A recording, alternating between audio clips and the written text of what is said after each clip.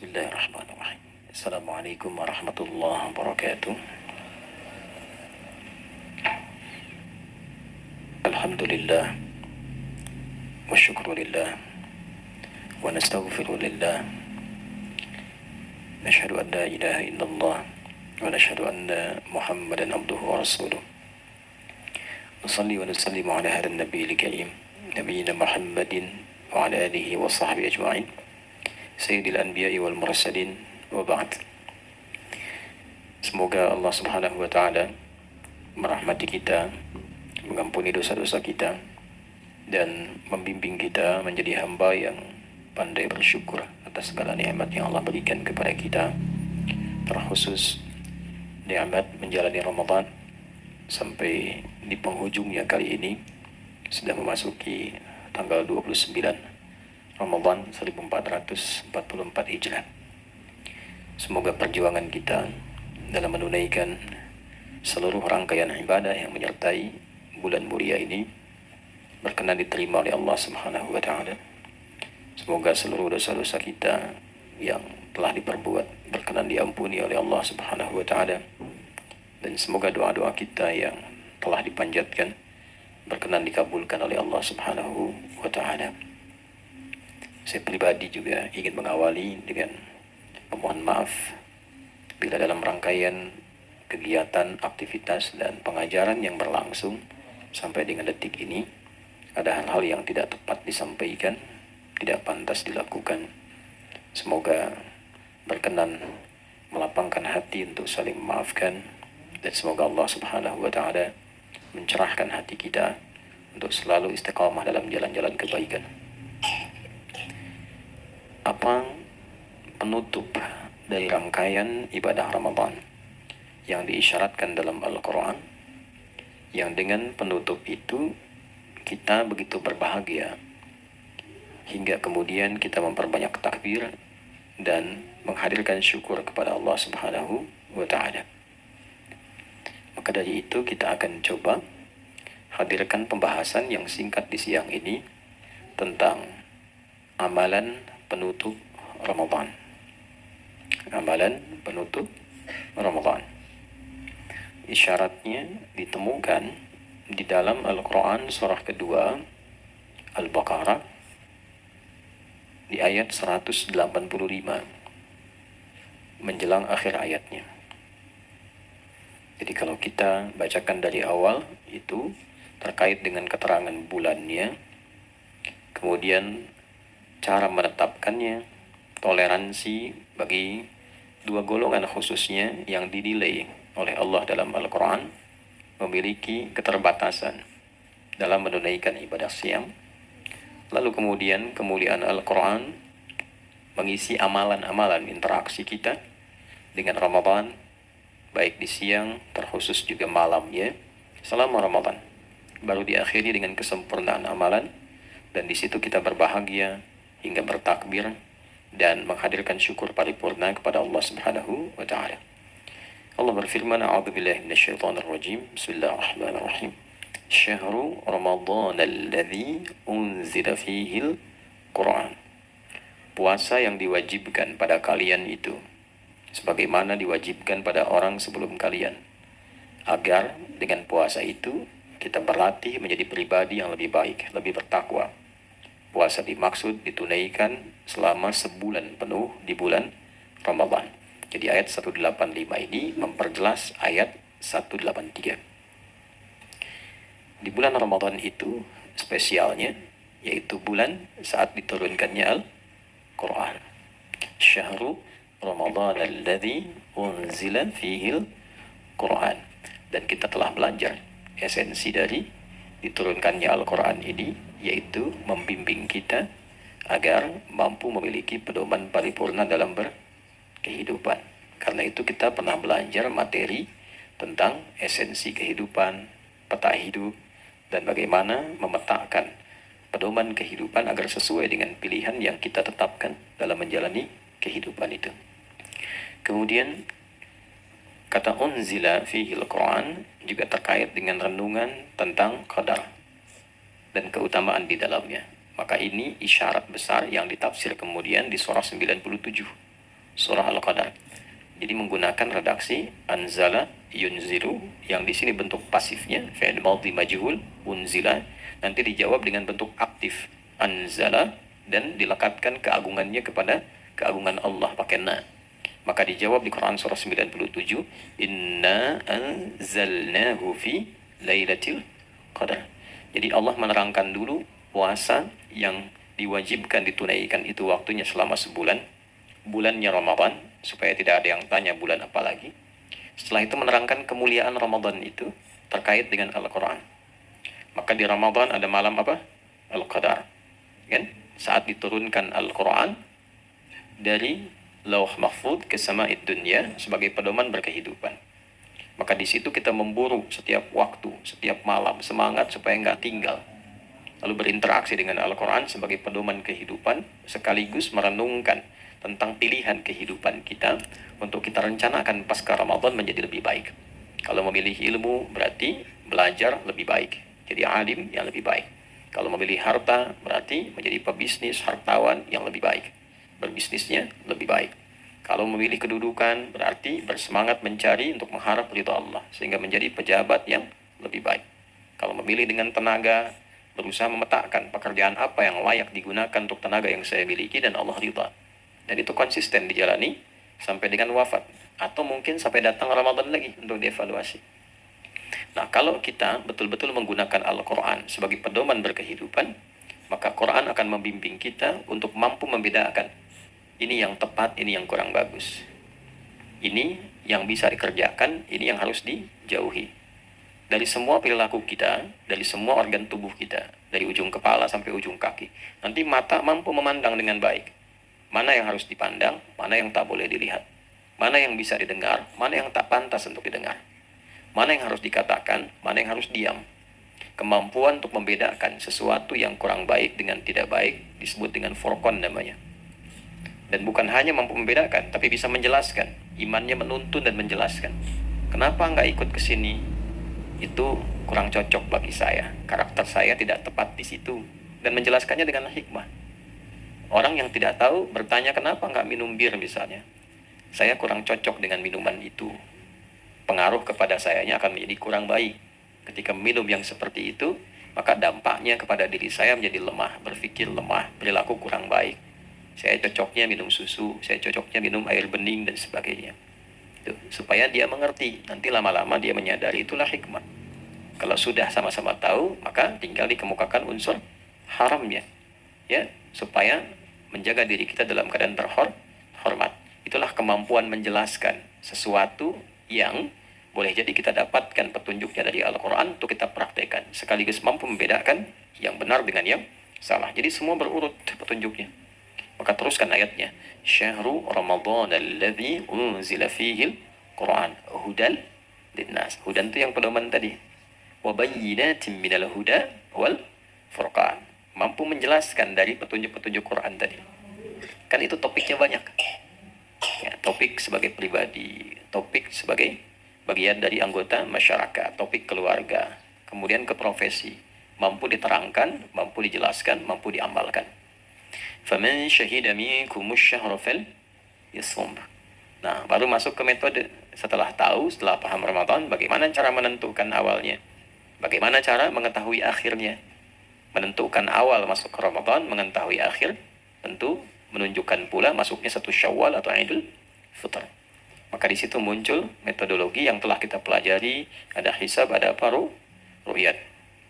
Kemudian, "Faman kana minkum maridan aw 'ala safarin fa'iddatun min ayyamin ukhra." Ditetapkan lagi yang bisa ditoleransi untuk menegaskan. Ini tafsir ayat yang 184.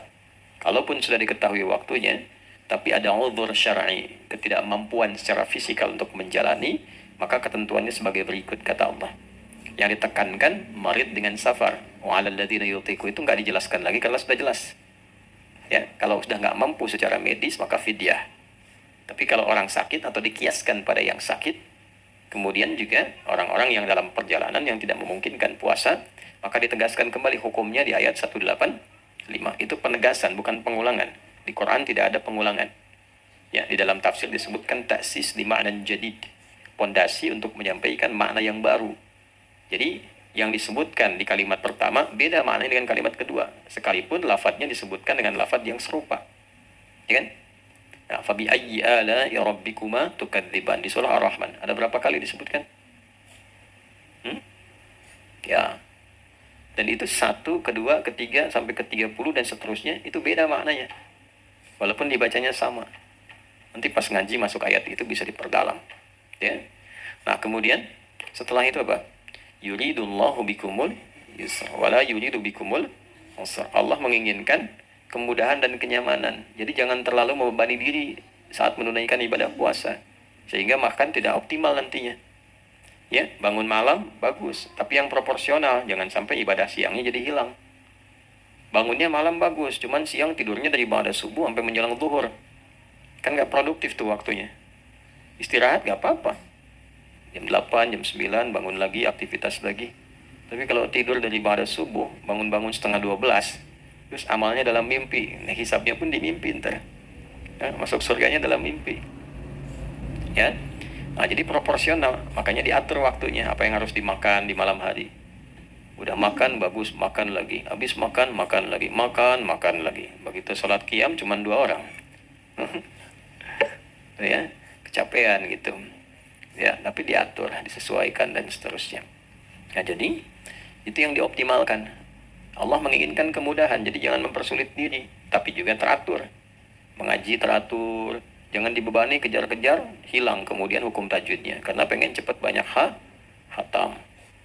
Pengen banyak rakaat dikerjakan, akhirnya ayatnya dibacanya terlalu cepat dan seterusnya. Sehingga yang terjadi justru kehilangan kehusyuan misalnya.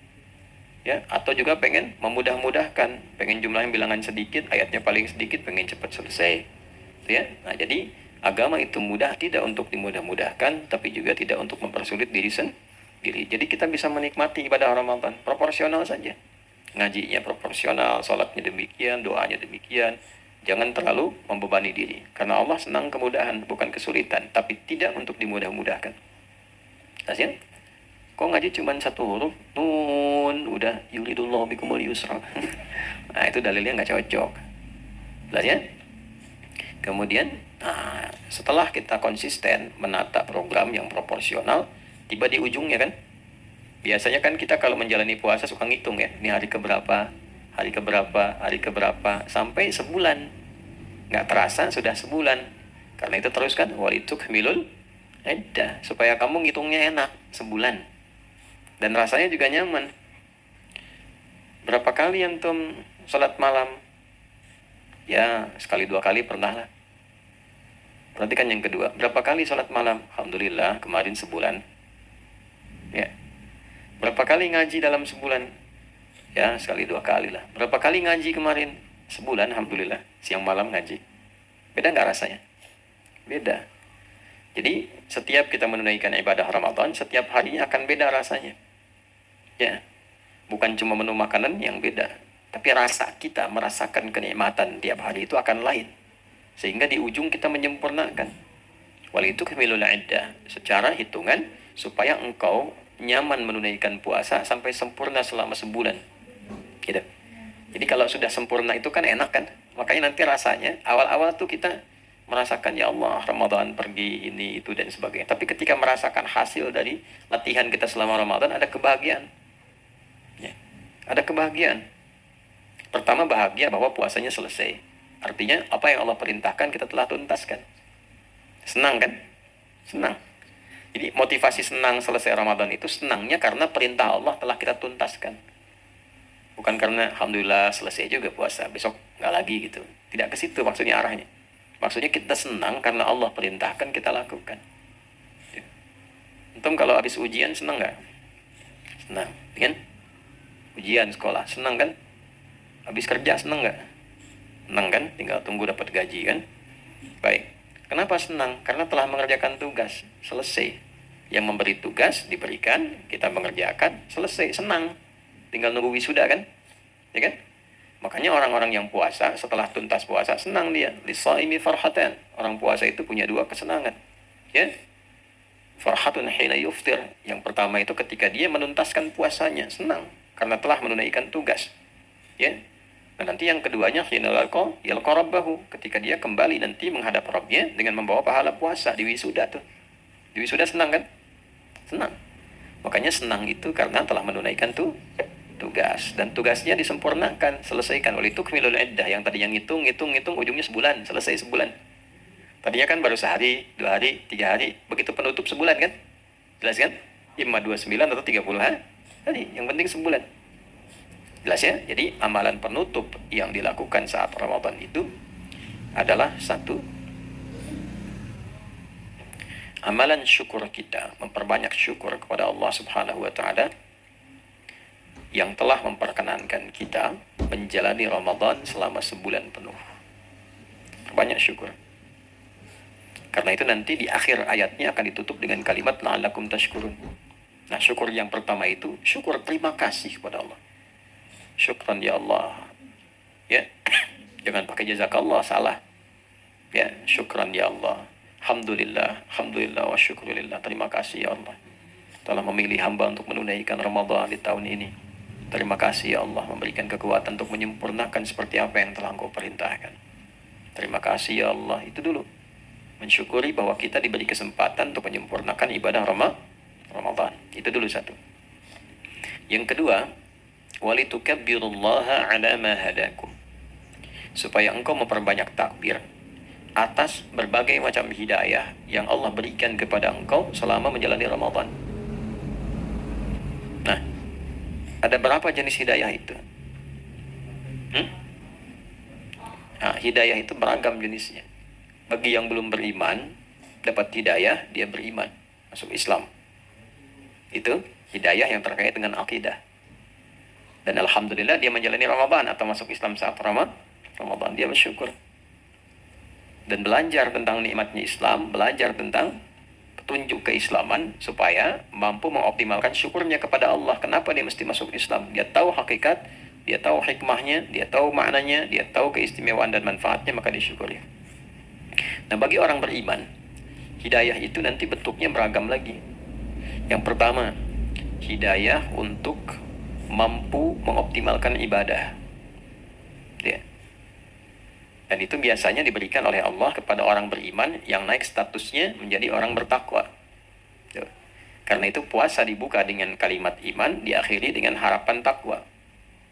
Ya ayyuhalladzina amanu kutiba alaikumus syiyam kama kutiba alal ladzina min qablikum la'allakum tattaqun. Al-Baqarah 183. Kalau sudah jadi takwa, bentuk tunggalnya disebut taqi, jamaknya disebut dengan muttaqin. Maka orang-orang muttaqin ini ketika mendapatkan hidayah, hudan dari Allah, itu terjadi penguatan iman dan penambahan amal soleh. Dalilnya Al-Baqarah di ayat 2 sampai ayat 5 itu. Dzalikal kitabu la raiba fihi hudal lil muttaqin. Ketika orang bertakwa mendapatkan hidayah dari Al-Quran, dari pengajaran dan sebagainya, maka apa yang terjadi? Ayat 3, alladzina yu'minuna bil ghaib. Dari amanu jadi yu'minun, makin naik. Yu'minun kan fi'il mudhari. Sekarang beriman, terus beriman, nanti pun beriman, dia jaga imannya. Karena nanti ada yang yusbihu mu'mina wa yumsi kafira. Paginya beriman, sorenya bisa kufur. Nah, orang takwa tidak begitu, imannya terus naik. Nah, coba antum merasakan awal Ramadan dengan hari kedua beda enggak? Hari ketiga beda enggak? Biasanya kalau enggak naik atau turun naik. Turun, naik lagi, naik, turun lagi, naik, jaga. Nah, itu yang tidak mudah mendapati, tapi insya Allah biasanya grafiknya naik. Beda dengan hari-hari biasa. Ya, karena itu penting program dari awal itu, supaya tahu baca Qurannya hari ini berapa, besok berapa, sehingga bisa dijaga istiqomahnya. Kalau nggak ada program nanti naik turun. Tahu malamnya, salat misalnya berapa rakaat, ya, dibaginya berapa waktu. Kalau sudah begitu istiqomah sampai akhir. Nah, itu rumusnya. Baik, alladzina yu'minuna bil ghaibi wa yuqimunas shalah. Salatnya meningkat enggak? Meningkat. Makanya orang-orang yang mendapatkan hidayah dari Allah dan dia beriman, itu meningkat amal solehnya. Imannya naik, amal soleh meningkat. Ciri iman meningkat itu kan saat amal solehnya banyak dikerjakan kan. Nah, maka alhamdulillah. Coba bandingkan dengan sebelum Ramadan. Banyak salatnya sebelum Ramadan atau saat Ramadan? Alhamdulillah. Ya, kalau bukan taufik Allah, nggak mungkin kita bisa begitu tuh. Makanya disyukuri. Allah telah berikan hidayah. mampu kita bangun malam. Ya, walaupun Anda malam bangun tapi tidak mendapatkan taufik Allah misalnya karena tidak serius, ya belum tentu sholat. Belum tentu. Ada yang bangun malam Ramadan keluyuran, ada yang cuma duduk. Ya, duduk, tidur lagi. Ada yang cuma bangun lapar, ngemil, tidur lagi. Gitu. Ya, dan kita saling mendoakan. Nah, itu karena taufik Allah Subhanahu wa taala. Wa mimma razaqnahum yunfiqun. Jadi senang infak loh. Senang berbagi Ramadan. Apapun itu gitu. Ya kan? Nah, itu hidayah dari Allah. Wa litukabbirullaha 'ala ma hadakum. Itu jenis pertama. Jadi Allah memberikan kepada kita petunjuk, kemampuan untuk meningkatkan amal saleh, menjaga iman. Maka itu yang disyukuri yang kedua. Yang ketiga, hidayah itu bisa diberikan oleh Allah untuk merubah perilaku menjadi lebih baik. Nah, ini setelah yang kedua tadi. Ini puncaknya ini. Menjadi lebih baik. Nah, karena semua amal soleh dalam bentuk ibadah, itu sasaran akhirnya adalah perubahan perilaku. Kita sholat ya, menunaikan sholat. Apa target sholat itu yang paling pokok? Tanha 'anil fahsya wal munkar. Mencegah perbuatan keji dan mungkar. Artinya menjadikan kita lebih baik. Tuh. Baca Quran, kita baca Quran ya. Baca Quran, menghafal, tilawah. Apa target akhirnya? Sabiqum bil khairat. Biidznillah. Itu Quran surah Fatir itu kan? Di ayat berapa? 32. Thumma awratna al-kitaba alladhina astafaina min ibadina faminhum zalimun li nafsi wa minhum muqtasid wa minhum sabiqum bil khairat biidznillah. Dzalika huwal fadlul. Keutamaan besar sisi Allah. Jadi banyak khatam pahala. Tapi dengan khatam itu merubah kita lebih baik, itu anugerah. Ya. Itu anugerah. Itu rezeki yang besar, anugerah dari Allah. Rezeki anugerah. Duh. Ya, sesuatu yang mahal sifatnya. Jelas? Jadi kalau ada yang namanya rezeki atau rezeki anugerah, itu tidak beramal, kurang bersyukur, nah itu repot itu. Ya. Ada di sini namanya. Masya Allah. Alhamdulillah. Dihisab antum. Sama ya. Baik, mudah-mudahan diringankan. Jadi merubah perilaku itu bagian dari hal yang mahal sekali. Mahal sekali. Ya. Nah, karena itu yang paling penting untuk kita pikirkan adalah ada perubahan nggak pada perilaku. Nah, ini ranahnya masing-masing. Walaupun kadang karakternya terungkap dalam pergaulan. Terungkap. Ya, saat tidur bersama, saat ngobrol, apalagi saat sedang safar. Kelihatan betul. Ya. Nah, nanti setiap kita bisa menilai ada perubahan nggak dalam diri. Kebiasaan-kebiasaan kurang baik jadi berubah. Nah, kalau kita berhasil menjalankan Ramadan dengan baik, itu akan ada perubahan. Walaupun kadarnya berbeda-beda. Mungkin 20%, 30%, 75%. Jarang-jarang yang 100% langsung hilang seketika jeleknya misalnya. Tapi ada proses. Gitu. Nah, itu perubahan perilaku. Nanti yang paling tinggi itu hidayah ketika diberikan kepada orang beriman, menambahnya konektivitas dia dengan Allah, meningkat zikrullahnya. Ya. Nah, kalau sudah meningkat zikrullah, sudah bukan hanya ibadah formal. Sholat gitu, baca Quran, puasa, tapi juga hal-hal yang ia lalui dalam hidup selalu tersambung dengan Allah. Jalannya ingat Allah, duduk ingat Allah, kerja ingat Allah. Itu zikrullah. Kasyaf. Terbuka semua konektivitas segala kebaikan. Akhirnya dirinya terpelihara dari keburukan. Gitu. Kan kalau jalan ingat Allah pasti kan terjaga kan? Ya, nggak mungkin jalan ke tempat-tempat yang Allah nggak sukai sedang ingat Allah. Ya kan? Nggak mungkin mengambil hak orang lain ketika berjalan. Ngambil sendal orang, sepatu orang. Ketika kerja duduk nggak mungkin berbuat curang. Ketika berbaring nggak mungkin berbaring di tempat yang salah. Ya kan? Nah, itu yang sering kita baca kan. Alladzina yadhkurunallaha qiyaman wa qu'udan wa 'ala junubihim wa yatafakkaruna fi khalqis samawati wal Rabbana ma khalaqta hadha batila subhanaka faqina adzabannar. Bisa enggak keluar lihat langit ingat Allah lalu memuji. Subhanallah, gitu kan? tetap sebagai ilmuwan, tetap meriset juga, tapi konektivitas dengan Allahnya kuat. Nah, kalau itu sudah didapatkan, kita ekspresikan dengan bersyukur. Nah, salah satu ekspresinya itu dengan takbir. Takbir itu banyak jenisnya. Ada takbir yang digunakan untuk motivasi berjuang, minta kekuatan kepada Allah. Ada takbir membuka ibadah seperti takbir sholat. Ada takbir memadamkan api, ya kan, saat terjadi kebakaran. Tarikan gravitasi yang tinggi itu.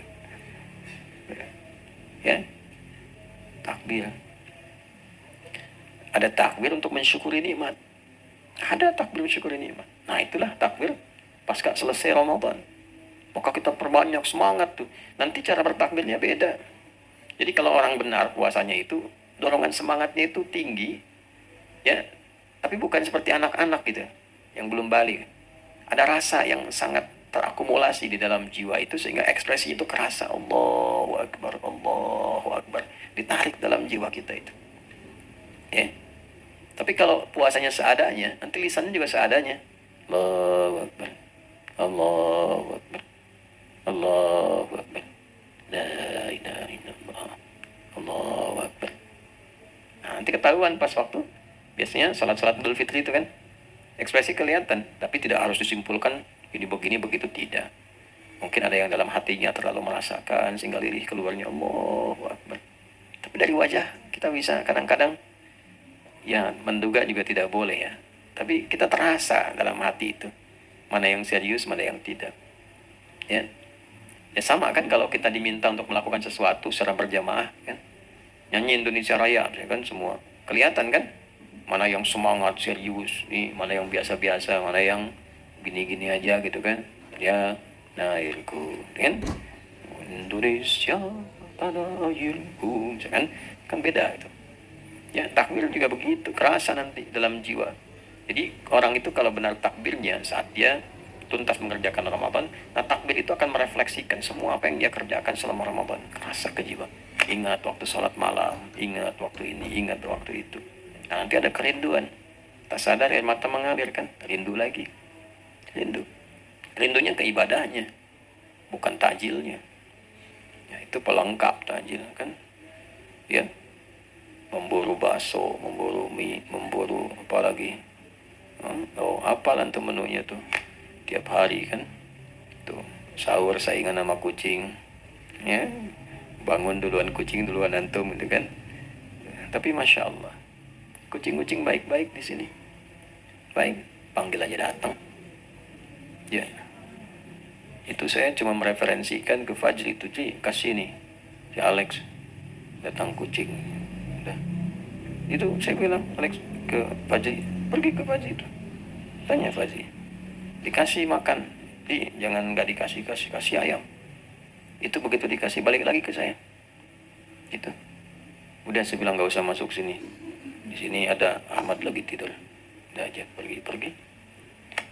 Kucing tahu terima kasih kan. Jadi manusia kalau kurang bersyukur kalah sama kucing. Ya. Nah, jadi itu yang dicatat ya.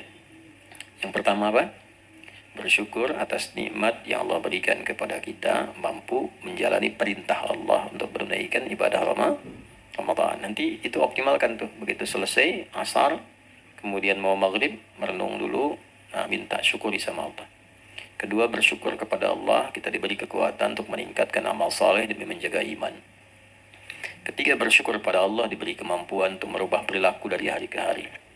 Keempat, bermohon kepada Allah agar diberi kekuatan untuk terkoneksi dalam setiap waktu dan tempat dan setiap keadaan. Nah, itu kalau takbirnya benar akan terjaga selama 11 bulan. Ya. Terjaga selama 11 bulan. Nanti ketemu Ramadan lagi, makin lebih bagus lagi. Udah tinggal nunggu meninggal aja kalau begitu. Ya. Meninggalkan dunia. Itu kurang lebih seperti itu. Nah, nanti setelah selesai Ramadan ada amalan sunnah 6 pelengkapnya itu, yang bila dikerjakan terjaga kita selama setahun sampai ketemu Ramadan lagi. Terjaga. Pahalanya itu pahala setahun penuh. Ya. Nah, itu nanti kita sampaikan di pertemuan berikutnya. Masih ada nggak? Hah? Tidak ada.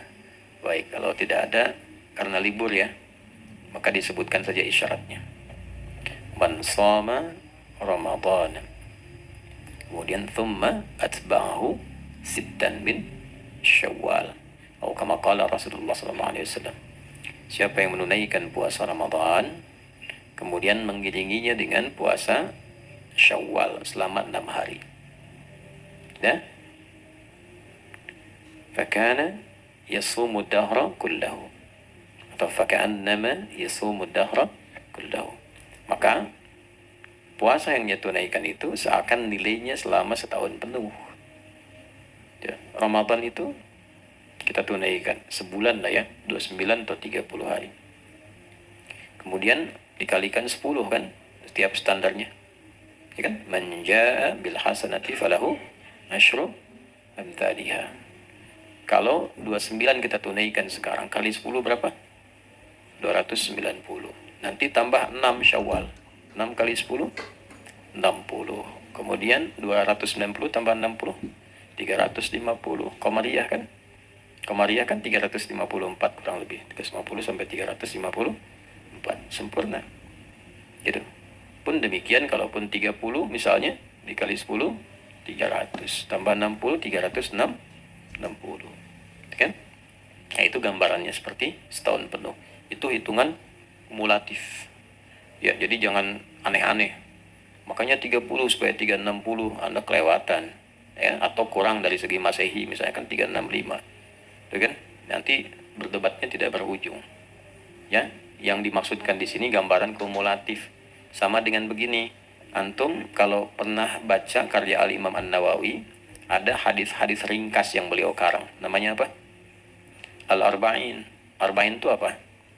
40, tapi isinya 42. Tuh, Arba'in itu isinya 42. Tapi kita bilangnya apa? Arba'in. Nah, maksudnya sekitar 40-an. Itu orang Arab menyebutnya selalu menggenapkan sekitar 40-an Arba'in. Sebutnya begitu. Padahal isinya berapa? 42. Nah, ini makanya saumnya yasumud dahra, bukannya sumu sana. Maka annama yasumud dahra kullahu. Seakan-akan terakumulasi puasanya selama setahun. Jelas ya? Sepanjang masa lah. Dahar itu masa, waktu. Akumulasi sepanjang masa, sepanjang waktu. Jelas ya? Baik, saya kira sementara itu yang bisa disampaikan sebagai penutup. Mudah-mudahan ibadah kita diterima oleh Allah Subhanahu wa taala dan semoga kita diberikan husnul khatimah dalam menunaikan siam Ramadan ini. Allahumma taqabbal minna innaka antas sami'ul alim wa tub 'alaina innaka antat tawwabur rahim. Allahumma rabbana atina fid dunya hasanah wa fil akhirati hasanah wa qina adzabannar. Sallallahu ala sayyidina Muhammad wa ala alihi wa sahbihi ajma'in. Wa akhiru da'wana subhanakallahumma bihamdika asyhadu an la ilaha illa anta nastaghfiruka wa natubu ilaik. Walhamdulillahi rabbil alamin. Assalamualaikum warahmatullahi wabarakatuh.